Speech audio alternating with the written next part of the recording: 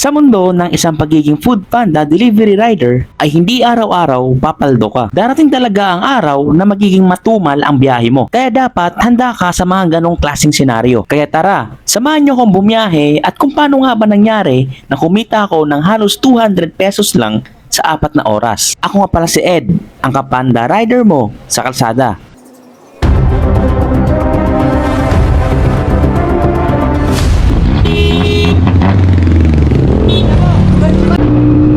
Araw ngayon ng Sabado at alas 9 ako ng umaga bumiyahe dito sa Marikina. Nag-time in na nga ako dito sa Foodpanda app at nag-face verification na. Sa halagang 82 pesos ay nakakuha tayo ng booking mula dito sa Marikina papuntang QC. After ng booking na to ay naghintay pa nga tayo ng matagal kaya napagdesisyonan kong gumapang papuntang Marikina. Sa sobrang tumal at alam kong mapapalayo ako sa order na to ay inaccept ko pa rin para lang makakuha ko ng booking. From Marikina ay bumiyahe ako sa Commonwealth sa halagang 162 pesos. Dahil dito ang drop off ko ay inaasahan ko nang mapapalayo talaga ako dun sa may area ko. Pero di naman na bago sa akin yung mga lugar na to kasi nung time na may batching pa ay accept lang ako ng accept para ma-batch 1 ako. Kaya medyo familiar na rin ako. Napasukan naman ako ng booking after nito dito sa may Ever. Ang disadvantage lang talaga dito ay malayo yung pipick upin mong pagkain. Na-experience ko kasi dati dito sa Ever, nung pumasok ako sa mismong mall, ay may bayad kahit delivery rider ka. So mula Commonwealth, dumaan akong Batasan at bumalik akong Marikina kasi hindi na rin ako napapasukan ng booking at hindi ko kabisado doon. Ganun kalayo ang ginapang ko. Habang nag-aabang ako ng booking dito sa Graceland, ay napansin ko ang tricycle na umaatras. Akala ko nga nung una merong driver pero wala pala at doon ako nag-react.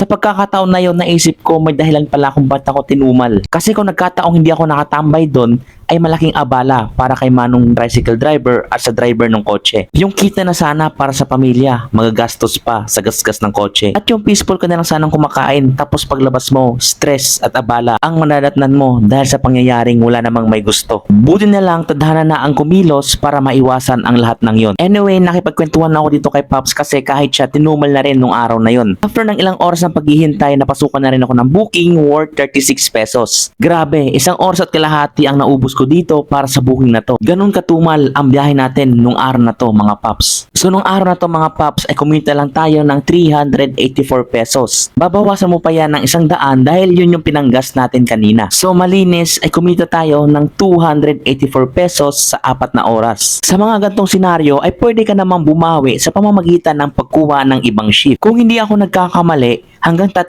shift ang pwede mong kunin kay Foodpanda. Ganun talaga, hindi naman araw-araw Pasko. Yan ang realidad sa pagiging Foodpanda delivery rider. Pero tuloy lang at bawi na lang sa next shift mo. So, paano ba yun mga tol? Maraming salamat at umabot ka dito sa dulo ng video ko. Hanggang dito na lang muna.